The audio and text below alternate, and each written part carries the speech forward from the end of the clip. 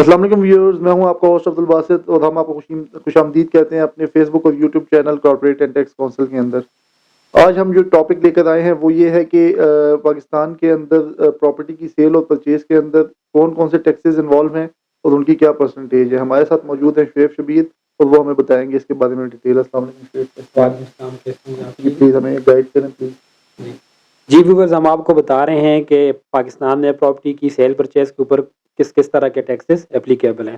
तो इस पे स्टार्ट लेते हैं।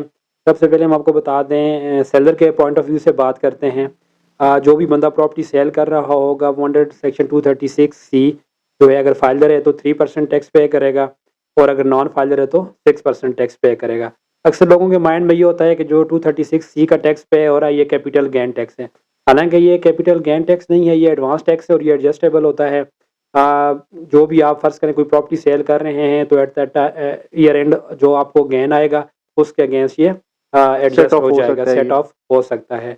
और इसके अलावा एक टैक्स और है जो अभी न्यू न्यू इंट्रोड्यूस हुआ है, वो है 7E का। अगर आप प्रॉपर्टी सेल कर रहे हैं तो 7E का अगर आपके पास एग्जम्पशन नहीं है तो 1% टैक्स आपको वो भी जमा कराना पड़ेगा। लेकिन 7E जो सेक्शन है शुएब वो थोड़ा सा वास्ट है, उसके ऊपर हम एक अलग से वीडियो बनाएंगे। अभी आप प्लीज़ अपना फोकस रखें 236C और 236K के ऊपर प्लीज़। जी, इंशाल्लाह 7E के ऊपर एक डिटेल वीडियो भी हम बनाएँगे। लेकिन ये है कि अभी जो फ़िलहाल हमको समरी से एक बता देते हैं कि 1% अगर सेलर हैं आप और अगर आपके पास एग्ज़म्पशन नहीं है 7E की, तो आपको 1% वो भी जमा करना पड़ेगा। और इसके अलावा जो परचेज़र होता है वो अंडर सेक्शन 236 के अगर फाइलर है तो 3% देगा टैक्स, एडवांस टैक्स, और अगर नॉन फाइलर है तो 10.5% टैक्स देगा। उसमें मुझे होल्डिंग पीरियड का भी बताएं कि अगर होल्डिंग पीरियड प्रॉपर्टी का अगर मतलब 1 साल से ज़्यादा है तो उस पे रेट सेम है या कम है, कोई इस तरह की चीज़ है, इम्प्लीकेशन कोई जी, टैक्स की? होल्डिंग पीरियड एडवांस टैक्स जो है वो तो सेम ही रहेंगे, वो वेरी नहीं करेंगे चाहे आप होल्डिंग पीरियड कितना भी क्यों ना हो। सिर्फ जो गेन टैक्स होता है, कैपिटल गेन टैक्स, वो वेरी करता है होल्डिंग पीरियड के ऊपर। दूसरा मैं आपको ये भी बता दूं कि अगर इसको हम एग्रीगेट करें सम को, तो अगर बायर के पॉइंट ऑफ व्यू से बात करें तो 3% हैज़ अ फाइलर ये 236K हो गया।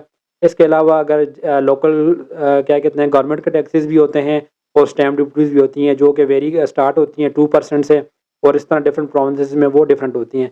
यानी कि एग्रीगेट आपको जो है तो टोटल ये पड़ जाते हैं एफपीआर के टैक्सेस वगैरह लगा के, लोकल गवर्नमेंट्स के लगा के, स्टैम्प ड्यूटीज़ वगैरह लगा के 15 से 16% तक आप चले जाते हैं। एक और चीज़ मुझे ये बताएं कि जो आपका होल्डिंग पीरियड है सेल के अंदर प्रॉपर्टी का, उसमें ये है कि सेक्शन 236C जहाँ पे अप्लाई होता है, वहाँ पे अगर होल्डिंग पीरियड 1 ईयर या उससे कम हो तो आपका वो टैक्स मिनिमम होगा या एडजस्टेबल होगा, वो भी ज़रा प्लीज़ बता दें। 236 ये है कि आपका एडजस्टेबल ही है, जो कैपिटल गेन आपका राइज होगा उसके ऊपर जब आप टैक्स की कैलकुलेशन करेंगे तो उसके अगेंस्ट वो एडजस्ट हो जाएगा।